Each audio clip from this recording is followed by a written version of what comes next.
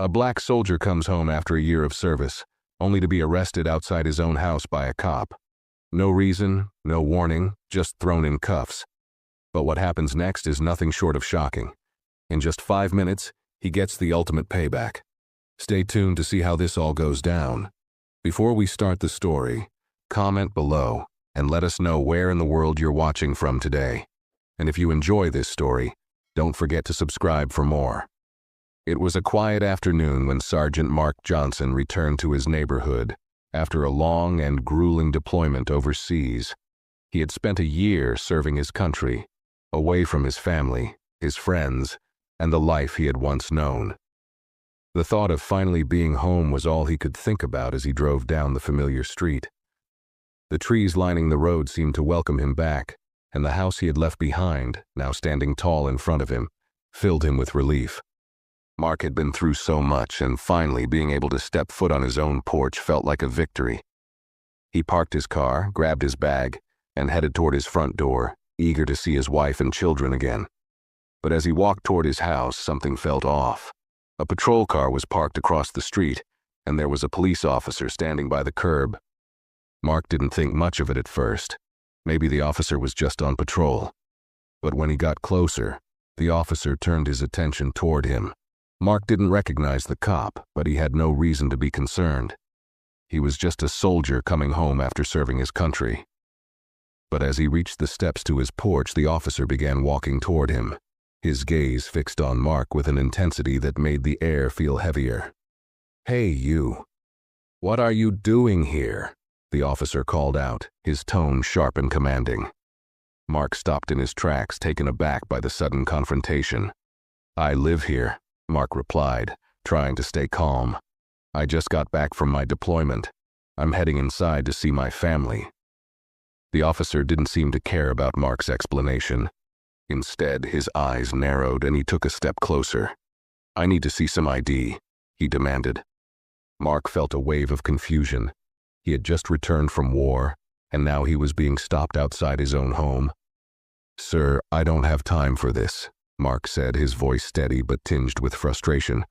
"I'm just trying to get inside." But the officer wasn't backing down. He raised his voice, demanding again, "Show me your ID, now!" Mark, still trying to process what was happening, reached into his pocket to retrieve his identification. But before he could pull it out, the officer moved closer, his hand resting on his holster.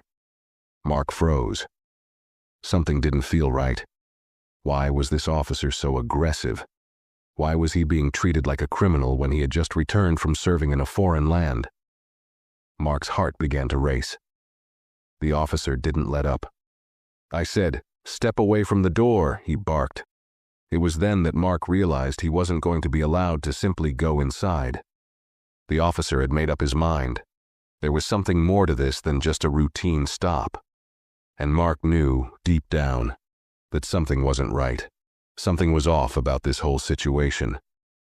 Mark took a deep breath, trying to remain calm despite the growing tension. He looked at the officer, who was now standing right in front of him, a look of authority in his eyes. Mark could feel the weight of the situation pressing down on him. This wasn't just a misunderstanding anymore. The officer's posture was too aggressive, his tone too harsh. Mark was no stranger to dealing with authority. But this felt different. Personal, even. "Listen," Mark said, trying to defuse the situation. "I'm not here to cause any trouble. I've been overseas for a year. I just want to go inside and see my family. I've earned that right." His voice was firm but respectful, hoping to make the officer realize that he wasn't some random stranger causing a disturbance. But instead of easing up, the officer's grip on his radio tightened. "You don't get to tell me what you've earned," the officer shot back. His words were sharp, almost dismissive. Mark's heart skipped a beat. There was something about the officer's tone, the way he spoke, that made Mark's skin crawl. He'd heard about people being treated unfairly by the police, but he never thought it would happen to him, especially not after everything he had done for the country.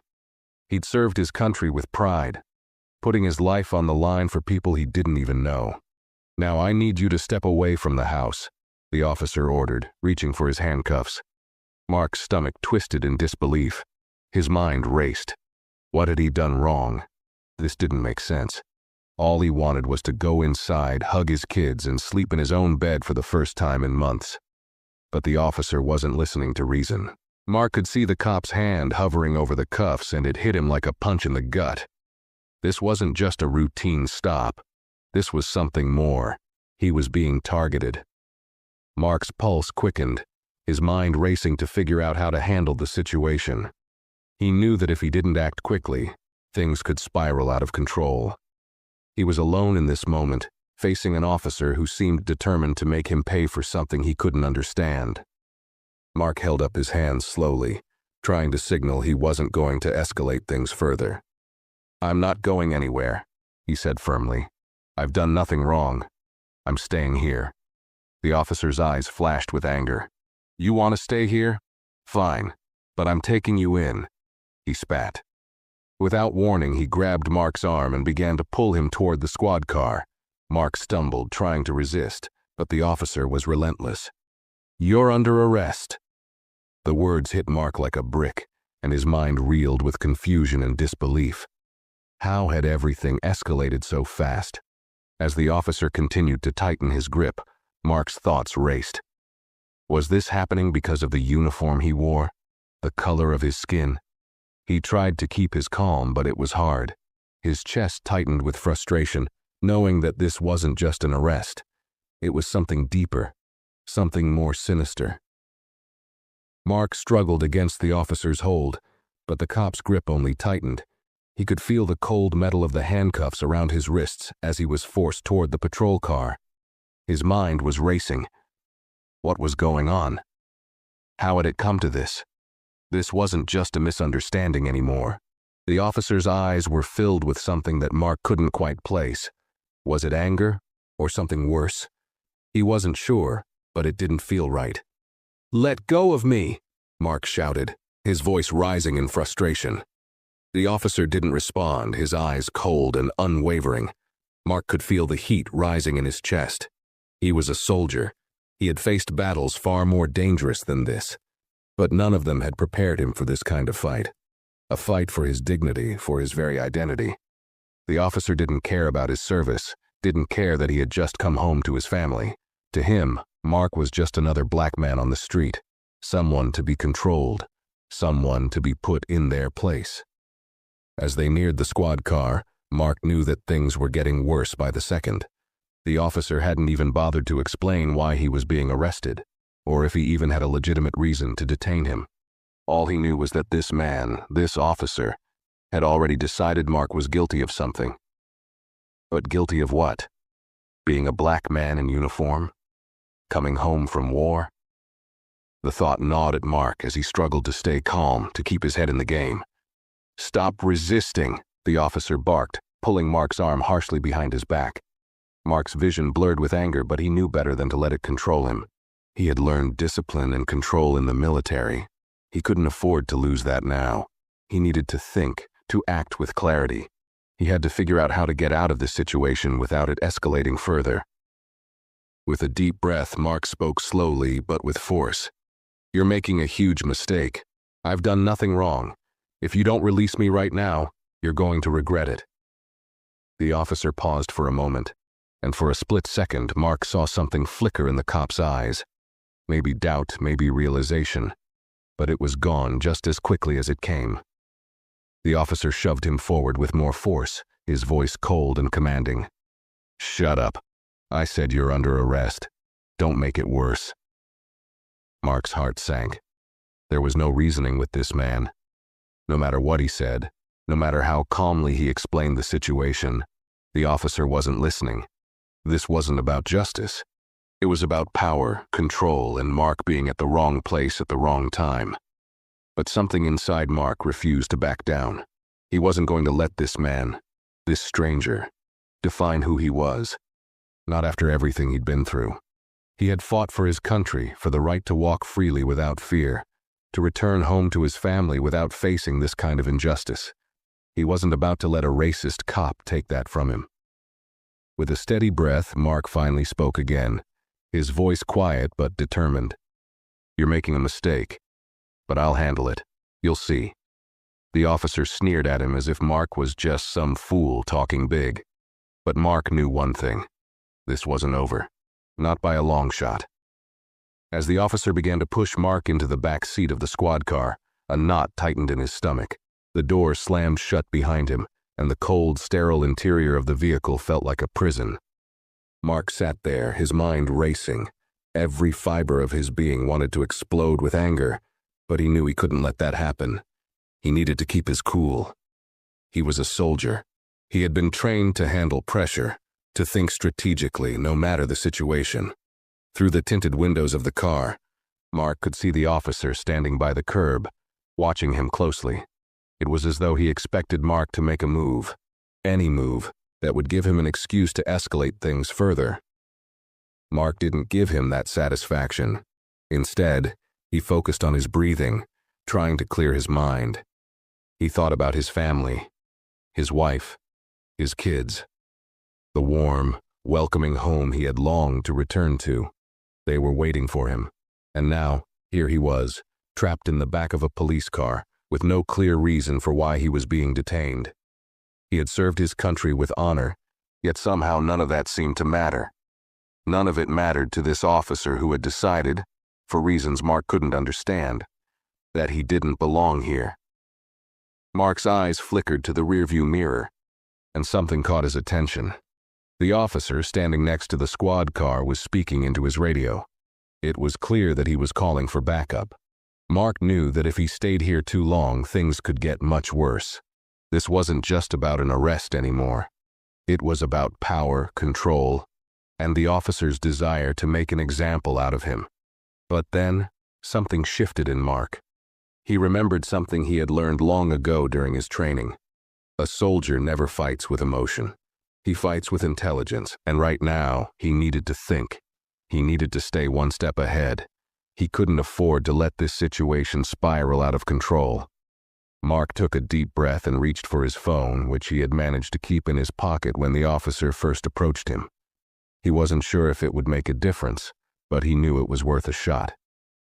With his hand still cuffed behind his back, he used his thumb to unlock the phone and dialed his attorney's number. He had been through enough military operations to understand the importance of having a plan. And in this moment, his plan was simple. Make the call, and make sure someone knew what was happening.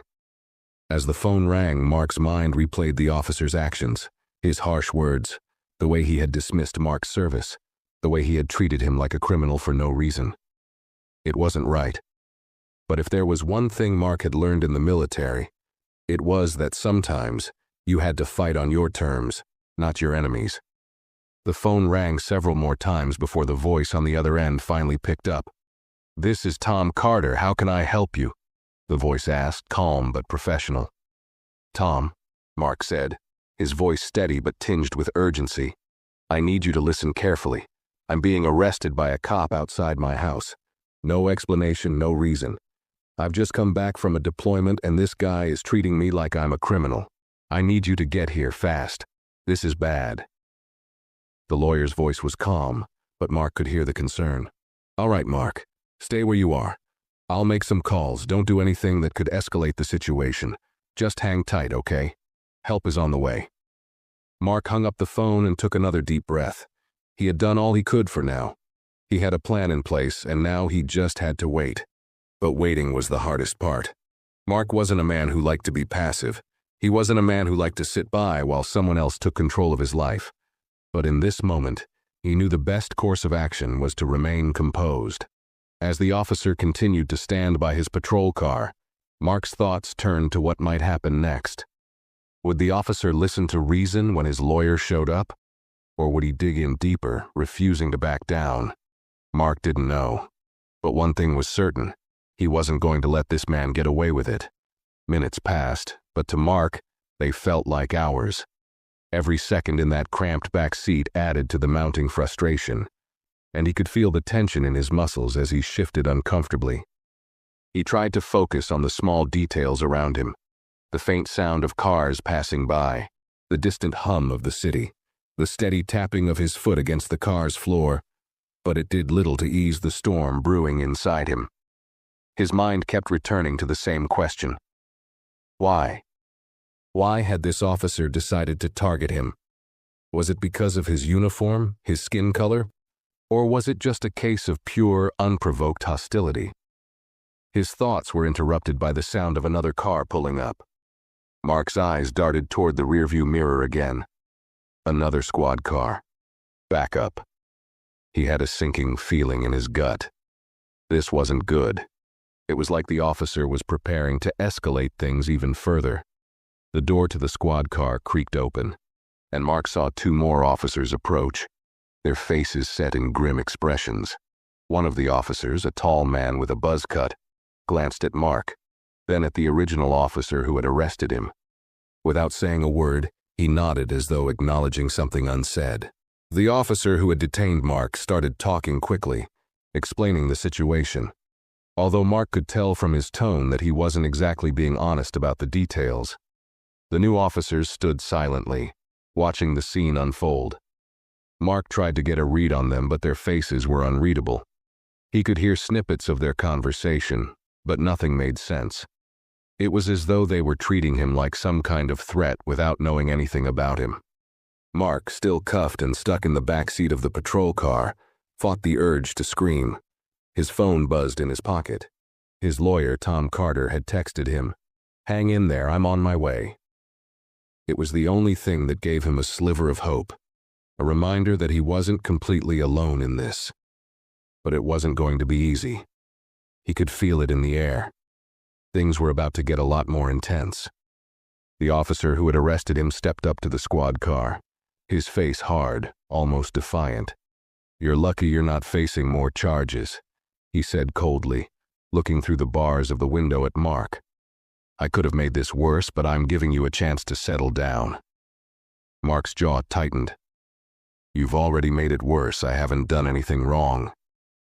His voice was steady, but underneath it, there was an unmistakable edge. He could feel the officer's eyes on him, sizing him up, trying to figure out what to do next. Mark knew he had to stay calm, but it was getting harder to keep his emotions in check. The officer didn't respond right away, but he didn't have to. The tension between them was thick enough to cut with a knife. Mark wasn't backing down. He wasn't going to let this officer walk away from this without facing some kind of consequence. The thought of being wrongfully arrested, treated like a criminal when all he had done was return home to his family, gnawed at him. But he also knew something else. His lawyer was on the way. He had made the call, and now, the legal support he needed was coming to make sure this injustice didn't go unnoticed. If the officer was hoping to get away with this, he was about to find out just how wrong he was. Mark leaned back in the seat, trying to stay composed. The officer was still standing there, glaring at him through the bars. Mark could feel the weight of his gaze, but he refused to let it rattle him. He had been through worse. This officer might have all the power right now, but it wouldn't last. There were consequences for actions like this, and Mark was ready to make sure that the officer would face them. The officer stood there for a few more moments, staring at Mark as if he were waiting for him to back down or say something that would give him an excuse to escalate the situation even further. But Mark didn't flinch. His body was tense, his muscles sore from the restraints, but his resolve was stronger than ever. He wasn't going to let this man treat him like he was beneath him, like his life didn't matter. Finally, the officer turned to walk back to his car, exchanging a few words with the two backup officers. Mark couldn't hear the conversation, but he could tell from their body language that they weren't exactly agreeing with each other. One officer kept glancing over at Mark, a look of confusion on his face, as though he wasn't entirely sure why they were even detaining him in the first place. The other officer, however, was just following orders, his eyes cold and distant. Mark's stomach tightened. He had been here for what felt like forever, yet no one had bothered to explain why he was being arrested. No one had given him any answers. His thoughts went back to his family. They were waiting for him. His wife, his kids, they had no idea what was going on. They probably thought he was home, safe. He could only imagine the panic they'd feel if they knew what was happening. The sound of another car approaching broke Mark's thoughts. He turned his head to see a sleek black sedan pull up to the curb. His lawyer, Tom Carter. Mark let out a breath he didn't realize he'd been holding. The feeling of relief was immediate, but it wasn't enough to fully erase the knot in his stomach. There was still the matter of the officer, still the threat of things spiraling out of control. But at least now, there was someone who knew what was happening. Tom stepped out of the car and immediately walked toward the officers with purpose. Mark could see the lawyer's confident stride as he moved past the backup officers, who made no effort to stop him. He was a man who had done this before, who knew exactly how to handle situations like this. "Excuse me, officers," Tom said, his voice firm but respectful. He wasn't shouting, wasn't demanding attention. But there was an undeniable authority in his tone. The officers turned toward him, their faces still hard, but there was an uncertainty now that hadn't been there before. They weren't expecting this. They weren't expecting someone who knew the law and wasn't afraid to stand up for what was right. Mark could see Tom show his ID to the officers, then glance over toward him, offering a brief nod of reassurance. It was a small gesture, but it made all the difference. Mark felt the tension in his body ease just a little. "What's going on here, officer?" Tom asked, his voice calm but probing. The officer who had arrested Mark, clearly caught off guard by the presence of a lawyer, paused before answering. "This man is under arrest for resisting arrest," the officer said. But there was a hesitation in his voice. He didn't sound as certain as before. Tom raised an eyebrow, not buying it. Resisting arrest? Really? Because from what I'm hearing, this man was standing on his own property after returning from a year-long deployment when he was accosted without cause. His words were measured, but there was no mistaking the authority behind them. The officer didn't respond immediately, his eyes flicking nervously between Tom and the other officers. The two backup cops exchanged glances, one of them looking like he might want to speak up but was unsure. Mark could feel the shift in the air. The tension was starting to unravel. They weren't expecting this level of scrutiny. "Look," Tom continued, "I don't know what your issue with my client is, but I do know that if this goes any further, you're going to have to explain why an active duty soldier was treated this way on his own property, with no probable cause." His voice was calm but carried the weight of someone who wasn't afraid to stand his ground. The officer who had arrested Mark shifted uncomfortably, his expression faltering. He hadn't been prepared for someone who knew the law, who was ready to call him out on his actions. Mark could sense that the officer was beginning to realize that he might have made a mistake. "I'm going to need to see your supervisor," Tom said, his tone leaving no room for argument. It was a move that caught the officer off guard. Without waiting for an answer, Tom turned and began walking toward the nearest police vehicle, pulling out his phone as he did so. Mark's heart began to beat a little faster. He could feel that something was about to change. The officers stood there, momentarily stunned by Tom's calm and confident handling of the situation. Mark had no doubt that the presence of his lawyer had turned the tables. The cop was no longer the one in control. He was now the one being scrutinized, and the power dynamic had shifted. This wasn't over yet, but for the first time since the arrest began, Mark felt like there was a way out. The officer who had originally detained Mark was visibly rattled now. He stood by his patrol car, fumbling with his radio as if hoping to get some sort of backup or guidance from higher up. The other officers looked uncomfortable, exchanging glances as they waited for their supervisor to arrive. Mark could see it in their faces. They were starting to realize that they might have made a serious mistake. The calm confidence that Tom had brought with him had turned the tables completely, and now it was clear that the officers were on the defensive. Mark stayed in the back seat of the squad car, still handcuffed, but for the first time, he felt a slight sense of relief. The oppressive weight of the situation wasn't completely gone, but it was starting to lift. The arrival of his lawyer had shifted the dynamic. No longer was he just a man being bullied by a racist officer. Now he had someone on his side, someone who understood the law and wasn't afraid to challenge authority. Minutes passed, though they felt like an eternity. The sound of a car approaching broke the silence. It wasn't just any car. It was a marked police vehicle, the supervisor. The officer who had been running things, the one in charge of this whole mess, pulled up and stepped out of his car with an air of authority. He was taller than the others, wearing a stern expression, clearly used to being in charge. Without waiting for the supervisor to approach, Tom immediately began speaking to him, walking over with purpose. "Officer, we have a situation here that needs to be addressed," he said, his tone firm but respectful. The supervisor looked briefly at Mark in the car, then at Tom, but instead of immediately responding, he turned to his officers. The original officer who had arrested Mark stood to the side, not quite making eye contact with his supervisor. He looked almost like a child caught in the act, unsure of how to defend his actions. Tom wasted no time. "I've already explained the situation to your officers here. My client, Sergeant Mark Johnson, has just returned home from deployment. He was approached by your officer outside his own property and arrested without cause." The supervisor glanced at the officer who had detained Mark. "Is that true?"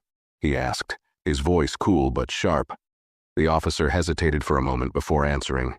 "We, had reason to question him. He was acting suspicious." The officer's voice faltered, and Mark could see his face turning red as he spoke. It was clear that his story wasn't adding up, and the supervisor wasn't buying it. "Suspicious?" Tom repeated, his voice low and laced with disbelief. "Is that really your explanation? For arresting a man on his own property? For no reason other than his appearance?" The supervisor's expression darkened. He looked over at Mark in the squad car and then back at the officer, clearly frustrated. The other officers stood quietly, awaiting the supervisor's decision. "You should have known better," the supervisor finally said, his voice low and filled with disappointment. "If there was no probable cause for arrest, you should have never detained him. I'll have to report this." Mark felt a surge of hope. Finally, someone was taking his side. Finally, someone was seeing the truth in the situation. The supervisor turned toward Tom, his demeanor shifting from annoyance to a more professional tone. "We'll take it from here," the supervisor said, directing the officer to release Mark from the handcuffs.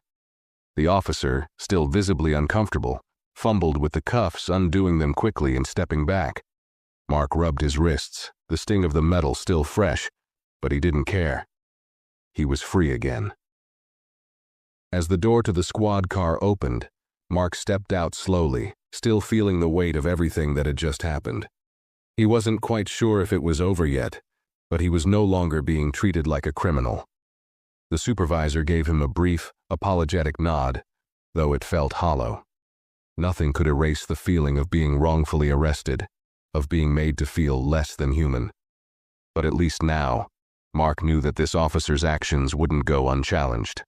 Tom stood beside him, his posture relaxed but confident. "You're free to go," the supervisor said, as though he was doing Mark some kind of favor. Mark nodded, though the bitterness of the whole situation still lingered. "Thank you," Mark said to Tom, his voice steady but filled with gratitude. "I don't know what would have happened if you hadn't been here." Tom gave him a reassuring smile. "Don't thank me just yet. We're not done here, but you'll get the justice you deserve. This isn't over for that officer, and it won't be for you either." Mark nodded, feeling the anger that had been building up inside him start to fade. It wasn't over yet, but things were finally starting to go in the right direction. The wrongs would be righted, and justice would prevail. But more than that, Mark knew he had won the most important battle of all. He had refused to be silenced, to be treated as less than. And that, more than anything, made him feel like a victor. As Mark stepped away from the squad car, still absorbing the weight of what had just happened, he glanced at the officer who had arrested him.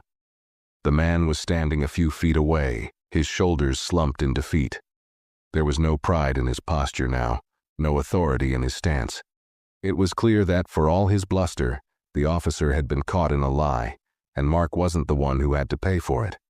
The supervisor walked over to the officer, speaking in a low voice, but Mark could hear the disappointment in his tone. "We don't handle things like this. Not in this department," he said. "You'll be hearing from internal affairs." Mark didn't care to hear any more. His mind was still reeling from everything that had just transpired. He had been so sure, so certain that the officer would have his way, that this would turn into something worse, something that couldn't be undone. But now, standing here, he realized that the fight wasn't over. Not for him. Not for anyone who faced injustice in silence. Tom had made sure of that. "Let's go," Tom said, placing a reassuring hand on Mark's shoulder, snapping him out of his thoughts. "I'll make sure this never happens again." As they walked toward the car, Mark took one last look at the officers. The one who had arrested him still stood there, his hands in his pockets, looking completely deflated. Mark knew the reality of the situation. This wasn't just a case of one cop acting on his own. It was a symptom of something much deeper. A culture that allowed these kinds of actions to go unchecked. A system that made people like Mark feel less than human simply because of the color of their skin. But today, something had changed. Tom led Mark to his car, and as they both got inside, Mark's phone buzzed again. It was a message from his wife. "Where are you? We're waiting for you." Mark's heart sank at the thought of what his wife had probably gone through. She had no idea what had just happened. He quickly typed out a reply. "I'm on my way." "I'm okay." As the car rolled down the street, Tom glanced at him. "You'll get your day in court. This isn't just about the arrest, Mark. We're going to hold that officer accountable. He crossed a line." Mark nodded. It felt surreal, like a weight had been lifted off his chest. The anger that had been simmering inside him was now replaced by a quiet sense of satisfaction. There was still a long road ahead. He knew that. He knew this would take time. But today, he had stood his ground. Today he had made sure that what happened to him wouldn't go unnoticed. They pulled into Mark's driveway, and for the first time in what felt like forever, Mark saw the familiar outline of his house. His children's laughter echoed from the backyard, and he felt an overwhelming sense of relief. His family was here. They were waiting for him. He stepped out of the car and walked toward the front door, taking a deep breath. As he turned the handle and stepped inside, his wife's eyes met his, full of worry. But when she saw him standing there unharmed, her expression softened, and she rushed to his side. "Are you okay?" she asked, her voice shaky with concern. "I'm fine," Mark said, pulling her into a tight hug. "I'm home." But even as he held her, the weight of the day still lingered. He knew that there was more to do, more fights to be fought. He had made it through today, but that didn't mean the struggle was over. He wasn't just fighting for himself anymore. He was fighting for every person who had ever been unfairly targeted, who had ever felt the sting of injustice. As he kissed his wife and gathered his kids around him, Mark felt a quiet fire burn inside him. The ultimate payback wasn't just about what he had gone through. It was about the change that would come from his standing up, from his refusal to be intimidated, from his decision to not stay silent. And he knew, deep down, that this was only the beginning. The road ahead would be long, but it was a road he was ready to walk, and he would walk it with his head held high. The warmth of his family's embrace was a comfort. But Mark couldn't shake the feeling that everything that had happened that afternoon wasn't as easily forgotten as it seemed.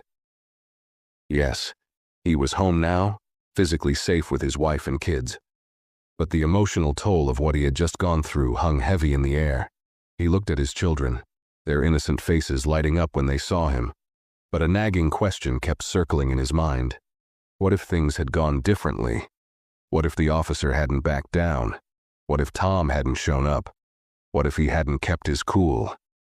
The reality of the situation set in as Mark sat down at the kitchen table, his kids chattering excitedly around him.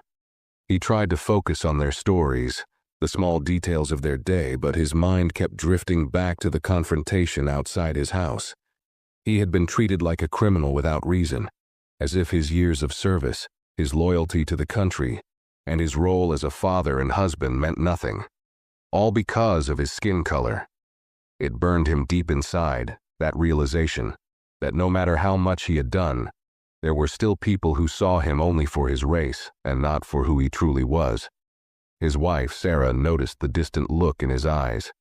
She paused in the middle of helping their youngest with a plate of food and sat down beside him, her hand resting gently on his. "You're thinking about it, aren't you?" she asked, her voice soft yet understanding. She had known him long enough to recognize when his mind was elsewhere, even when he tried to hide it.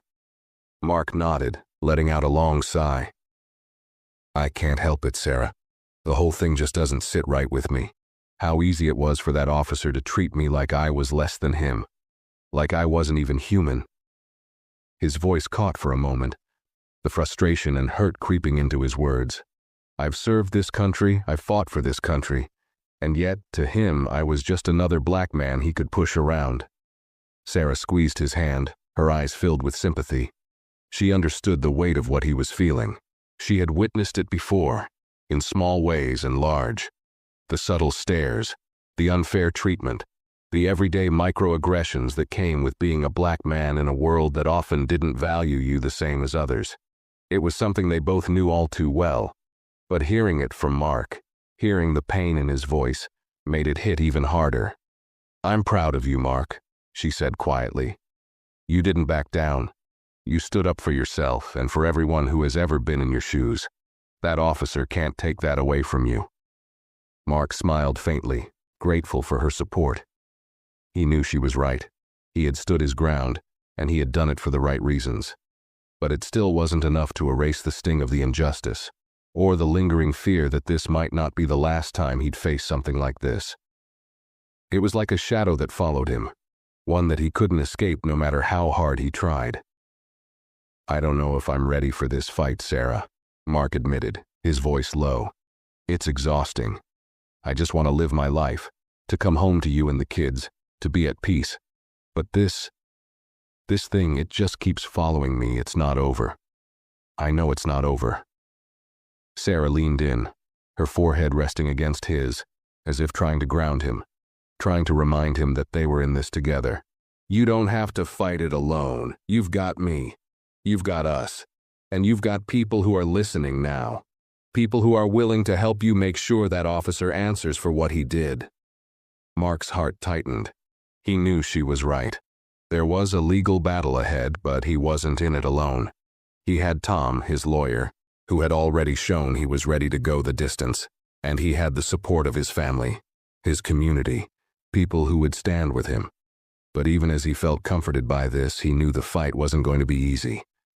It wasn't just about the officer who had wrongfully detained him. It was about the larger system that allowed these kinds of things to happen in the first place. Do you think it'll change anything?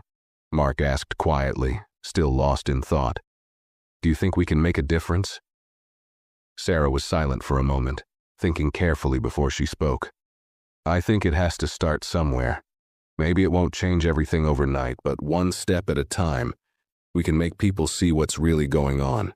We can make people listen, and we can make sure that this doesn't happen again to someone else. Mark took in her words, nodding slowly. He wanted to believe her. He wanted to believe that his fight would mean something, that it could spark a larger change. But the cynic in him wondered if it was all just a dream. How many others had faced the same thing and still felt like nothing had changed? But then he thought of the officer, the way his face had faltered when Tom showed up. He had been caught. He had been forced to answer for his actions. That wasn't something that happened every day, and Mark had been the one to make it happen. Maybe this wasn't about changing the whole world in one day. Maybe it was about standing up when no one else would. Maybe it was about sending a message, a loud, undeniable message that this kind of behavior wouldn't be tolerated. As the evening wore on, and Mark tucked his children into bed, kissed his wife goodnight, and settled into the quiet of their home, a sense of peace began to settle in. The fight wasn't over, not by a long shot, but tonight, he could rest. Tonight, he had won. And tomorrow, when the battle continued, he would face it with strength and resolve. The officer's mistake had been his biggest miscalculation. He had underestimated Mark Johnson, and that was something he would regret for a long time to come. Mark had just made sure that the next person who faced the same injustice wouldn't have to face it alone. He wouldn't let them. And that, Mark realized, was the ultimate payback. The night passed in a quiet blur. Mark barely slept, his mind racing between moments of rest and flashes of what had transpired earlier that day. He kept replaying the arrest in his mind, the officer's words, the coldness in his eyes, and the feeling of helplessness as he was handcuffed outside his own home. Each time he thought about it, it felt like a knot tightening in his chest. But there was something else there too. Something that had started to grow since Tom had arrived. The unmistakable feeling that for the first time in a long time he wasn't powerless. He woke up the next morning to the sound of his kids running through the house, their laughter filling the air. It was the same sound he'd missed while he was deployed. The noise of his life, his world, carrying on without him. As he lay there in bed, he could feel the weight of everything still hanging over him. But today it felt different. The anger, the fear, it was still there, lurking beneath the surface, but it wasn't consuming him anymore.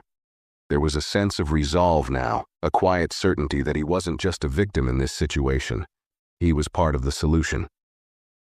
After a quick breakfast, Mark decided to take a walk outside to clear his head. He stepped out onto the front porch, the cool morning air brushing against his face. The neighborhood looked peaceful. Birds were singing, cars driving by in the distance. It felt like the calm before the storm. He knew it wouldn't stay this quiet for long.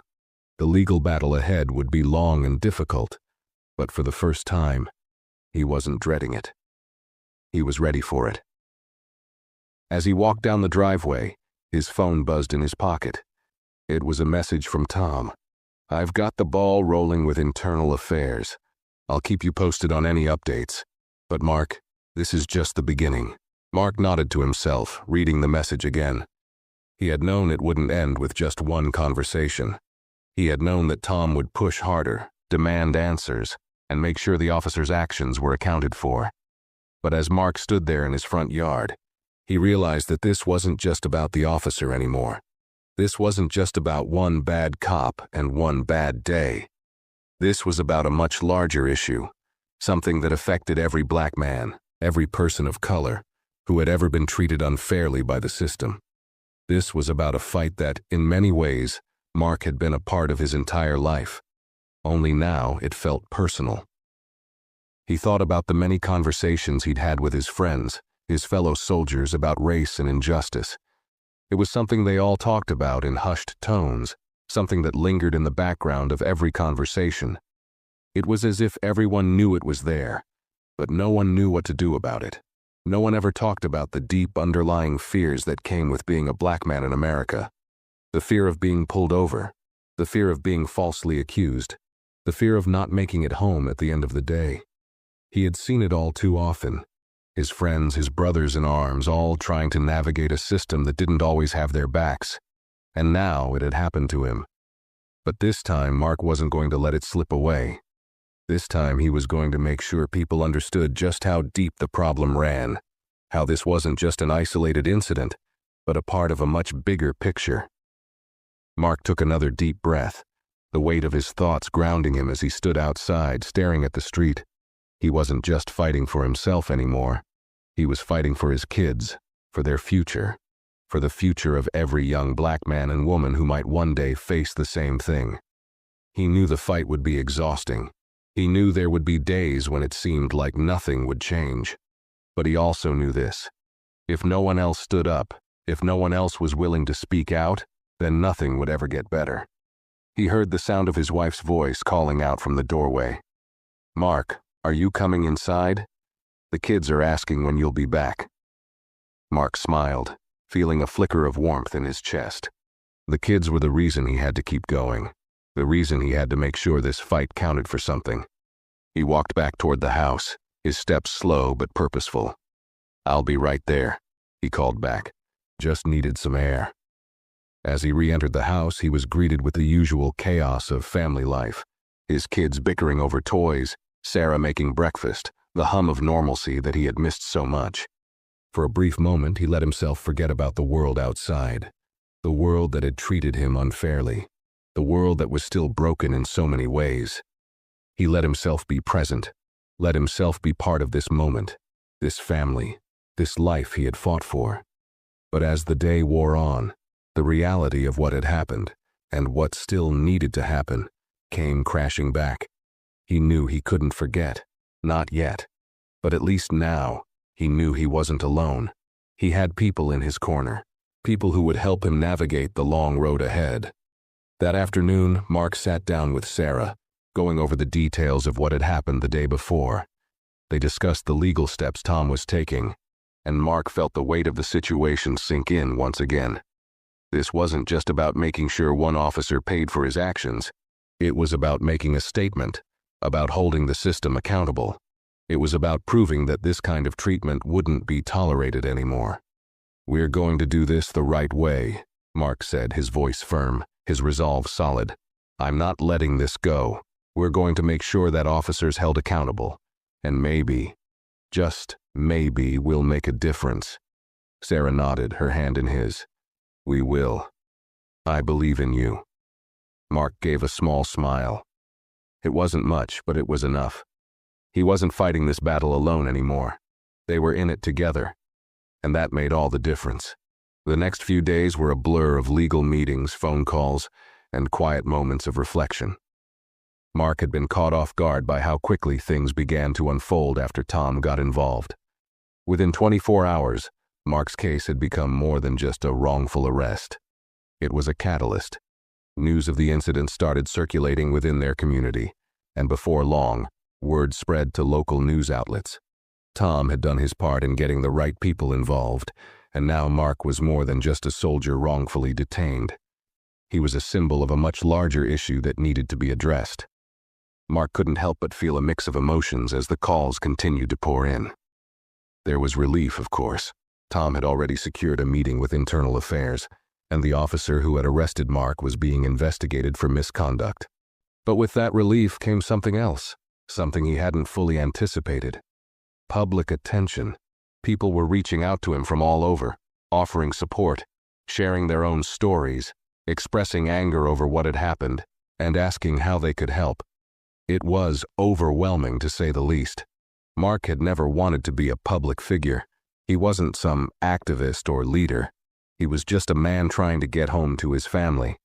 But now, it felt like his personal fight was about to become something much bigger. The pressure started to build as the days passed. Mark hadn't fully prepared himself for the weight of being in the spotlight.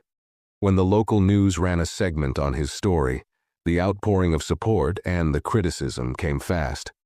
There were people who praised him for standing up, for not backing down, but there were also voices questioning why he hadn't complied immediately with the officer's orders.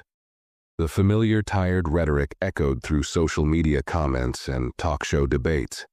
It was a reminder of just how far we still had to go. Some people didn't want to understand. They only wanted to see things in black and white, ignoring the context, the history, and the reality of what it meant to be a black man in America. Mark tried to avoid reading the comments. He knew they were only going to fuel the anger that was already simmering inside him. But it wasn't always easy to look away. Some of the messages cut deep. They questioned his motives, his actions, as if his mere presence on that street had been a provocation. The more he thought about it, the more it felt like a never-ending cycle.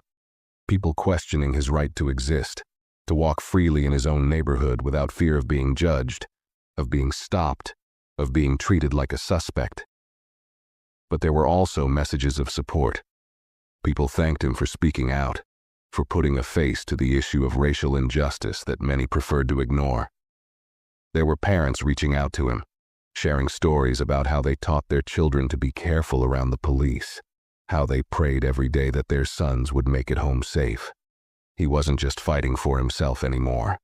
He was fighting for them, for everyone who had ever been forced to live with the constant fear that their skin color might be enough to make them a target. One night, after putting the kids to bed, Mark sat down with Sarah, exhausted. They hadn't had much time to talk in the midst of all the chaos, and Mark knew he needed to process everything with her. She had been his rock through all of this, supporting him every step of the way. But Mark could see the toll it was taking on her, too. The long hours, the phone calls, the attention. It was starting to feel like they were both being pulled in too many directions. "I don't know how much more of this I can take," Mark admitted, his voice quiet, as he leaned back on the couch. "It's like I can't escape it. The phone's always ringing, there's always someone wanting to talk, wanting a statement. And half of them don't even care about the real story. They just want the drama, the controversy." Sarah sat down beside him, her eyes filled with concern. "I know it's hard. It's been overwhelming for both of us. But you've already made a difference, Mark. Just by standing up, just by sharing your story, you've already started something. You've given people the courage to speak out, to stand up for themselves too." Mark sighed, rubbing his hand over his face. He wanted to believe her. He wanted to believe that his actions had already had an impact. But some days, it was hard to feel like anything would truly change. The system felt so ingrained, so powerful, that it seemed impossible to break free from it. The officer who had arrested him was still out there, still on the job, and Mark couldn't help but wonder if he was the only one who was going to pay for what had happened. Sarah reached for his hand, squeezing it tightly. "You're not alone in this, Mark. This is bigger than one person. It's bigger than that officer. You're a part of something that's changing, and you've got a whole community behind you now." For a moment, Mark just looked at her, letting her words sink in. She was right. There were people behind him, people who had reached out, people who were demanding change. He didn't have to carry this burden alone, and maybe, just maybe, this would be the turning point. Maybe his story would lead to real change. The next day, Tom called with an update. Internal Affairs had begun their investigation into the officer's actions, and they had already spoken to several witnesses who had seen what happened that day. It was becoming clear that the officer had overstepped his bounds, and the evidence was stacking up against him. But it wasn't over yet. Tom explained that there would be a hearing in the coming weeks, where Mark would have to give his account of the events in front of a panel. Mark felt a knot tighten in his stomach. He knew this would be the real test. The truth would be laid bare, and there was no going back. But for the first time, he didn't feel like he was walking into that room alone. His lawyer, his family, the community, they were all standing behind him. And that, he realized, was what gave him strength. This fight wasn't just about justice for him. It was about justice for everyone who had ever been wrongly accused, wrongly arrested, or mistreated by those in power. It was about making sure that the next person who found themselves in his shoes wouldn't have to face it alone. Mark took a deep breath, steeling himself for the road ahead. The journey wasn't over. In fact, it was just beginning. But now, more than ever, he was ready for it. And no matter how hard the fight got, no matter how much resistance they encountered, he would keep going. For himself, for his family, and for everyone who had been forced to endure this kind of injustice for far too long. The following weeks moved quickly, as though the world was rushing ahead while Mark stood at the center, trying to steady himself in the whirlwind. The investigation into the officer's actions continued, but the pressure on Mark intensified. There were public rallies, press conferences, and constant media coverage of his story. It was surreal, like watching his life unfold on a screen. Only it was real, and he was at the center of it. Mark had never imagined himself as a figurehead in the fight for justice. He was just a soldier, a husband, and a father. But now, with the world watching, it felt like the weight of every word, every action was magnified. He couldn't escape the constant questions, the scrutinizing eyes of strangers. And though the support from his community and beyond was overwhelming, it was still hard to shake the anxiety that came with being in the spotlight. The pressure was constant, gnawing at the edges of his thoughts, and it seemed like every day brought a new challenge, a new hurdle to overcome. But even as the stress built, there was one thing Mark could always count on: his family. They were the anchor in the storm, the reminder of why he was doing this, why he couldn't back down. Sarah, always by his side, never once faltered in her support. She had always known Mark was a man of principle, a man who wouldn't stay silent when things weren't right. But seeing him step into the public eye like this, it was different. She saw the toll it was taking, and yet she never wavered. Every night after the cameras were off, after the reporters had left, it was her comforting words, her embrace, that helped him recharge. She was his reminder of what really mattered. And then there were his children. They were too young to fully understand the gravity of the situation, but they were old enough to see the difference in their father. They could sense the change in the air. Mark was a different man than he had been before that day outside his home. He wasn't just their dad anymore. He was a man who was standing up, speaking out, and making sure that no one, no matter their background or color, would have to face the same kind of injustice he had. One evening, as the sun set and Mark sat on the porch, his mind drifting as he watched his kids play in the yard, he received a call from Tom. His heart skipped a beat as he answered, knowing this could be the update they had been waiting for. "Mark," Tom began, his voice steady but with an edge of something that Mark couldn't place. "I just got off the phone with Internal Affairs. They've concluded their investigation. The officer is facing serious charges. They've found sufficient evidence that he acted improperly and violated department protocol." Mark's breath caught in his throat. For a moment it didn't feel real. The news, though expected, was still a shock. "So what happens now?" Mark asked, trying to mask the emotion that was creeping into his voice. "Now, there will be a hearing. The department will move forward with disciplinary actions, and the officer will have to answer for his behavior. But the investigation isn't over yet. There's still the potential for criminal charges depending on the findings of a further review. This is a step in the right direction, but we're not done." Mark nodded slowly, his mind whirling with the weight of it all. He had spent so many sleepless nights thinking about this moment, but now that it was here, it felt both satisfying and deeply unsettling. Yes, the officer was being held accountable, but there was still so much more to be done. This wasn't just about one officer. It was about the larger issue of police accountability, of systemic racism, and of the communities that had been forced to live under the constant threat of mistreatment for generations. The fight was just beginning. "Thank you, Tom," Mark said quietly. "We've made it this far. We just need to keep pushing, right?" "That's right," Tom replied. "You've done the hard part, Mark. You stood up when others wouldn't, and now we have a chance to make sure this doesn't happen again."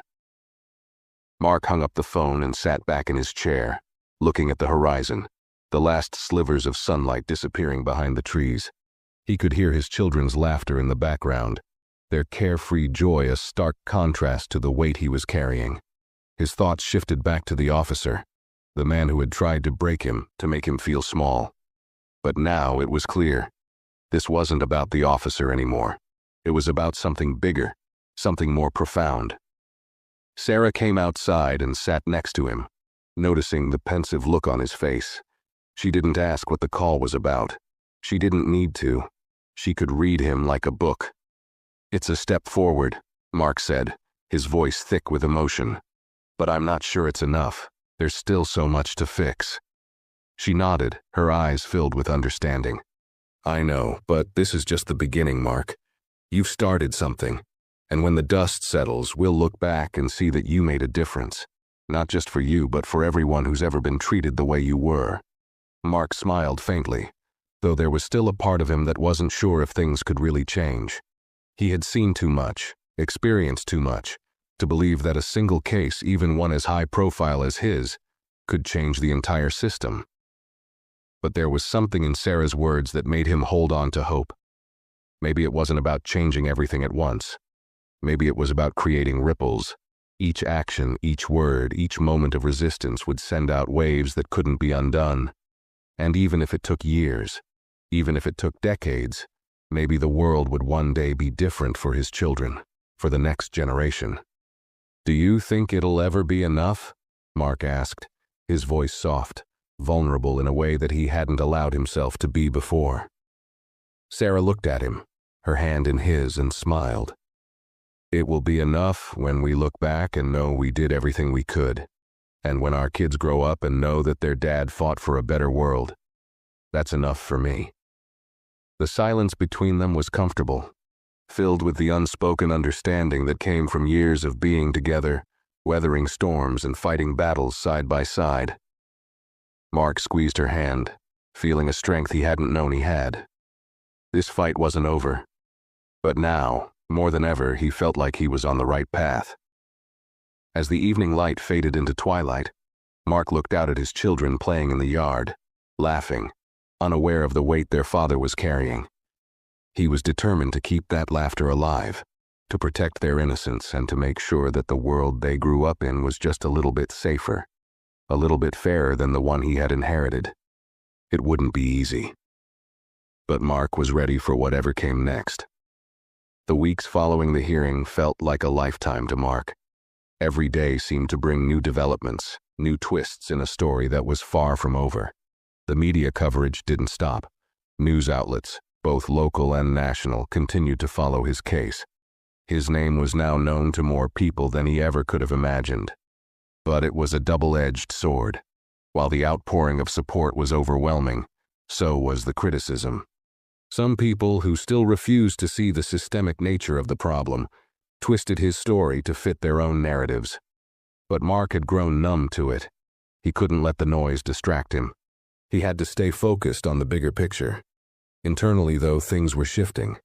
The fear he had felt in the days following his wrongful arrest, when he wasn't sure how far this fight would go or whether it was worth the personal toll, began to fade.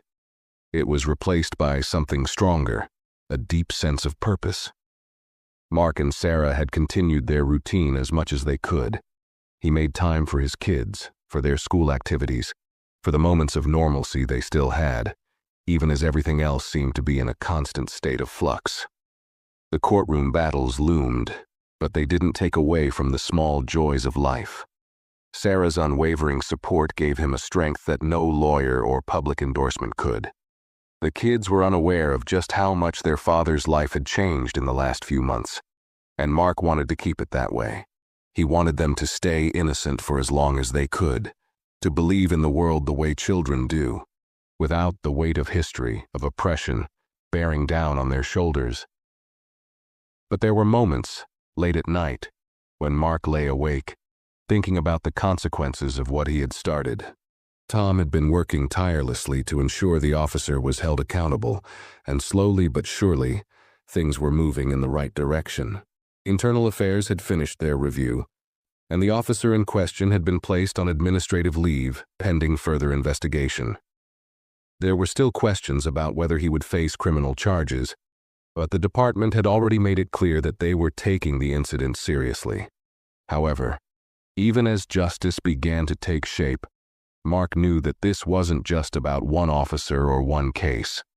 It was about the broader fight for justice, for equal treatment, and for a system that had, for too long, turned a blind eye to abuses of power. One evening, as Mark sat down with Sarah in their living room, a weight settled between them, something unspoken, but both of them feeling it. They had been through so much in the past few months, and while progress had been made, they both knew that change was slow, especially when it came to systems that had been entrenched for generations. Mark didn't have to say it out loud for Sarah to understand. He wasn't just fighting for justice in his case. He was fighting for a future that didn't require men like him to constantly prove their humanity. "How do you keep going?" Mark asked her one evening, his voice quieter than usual. He was sitting in the same chair where he had first received the phone call from Tom, the call that had set everything in motion. "Some days, I wonder if it's all worth it. The media, the rallies, the fights behind the scenes. I mean, it feels like no matter what happens, there will always be something else to fight for. Another person being mistreated, another wrong that needs righting. It just feels never-ending." Sarah took his hand, her grip steady, and she smiled softly. "It's never-ending because the fight itself is bigger than you, or me, or any one person. It's a fight for our children, for the generations to come. The world isn't perfect, and it won't be anytime soon, but that's why we keep going. You're not doing this alone. You've already made a difference, Mark. And even when you feel like you can't do any more, just remember, those ripples you started, they're out there, they're spreading, and they'll keep spreading." Mark looked at her, his chest tight with emotion. "I don't know if I'm strong enough for this," he said, his voice breaking slightly. "There are days when I feel like it's too much. Too many people looking at me, too many eyes watching every move I make, every word I say. I'm just tired, Sarah." She nodded, her eyes soft but firm, knowing the burden he carried. You don't have to be perfect. You just have to keep going. You've already shown everyone what it means to stand up, to speak out. And that's something no one can take away from you." Mark closed his eyes, letting the weight of her words settle over him. He knew she was right. This fight was bigger than him. It was bigger than the arrest, bigger than the officer who had wrongfully detained him. This was about changing a system that had been built to oppress and marginalize. It was about sending a message to his children, that they could grow up in a world where justice wasn't just a concept, but a reality. It wasn't easy, but the hardest battles were always the most important. The weeks passed, and Mark found himself returning to his normal life in small, meaningful ways.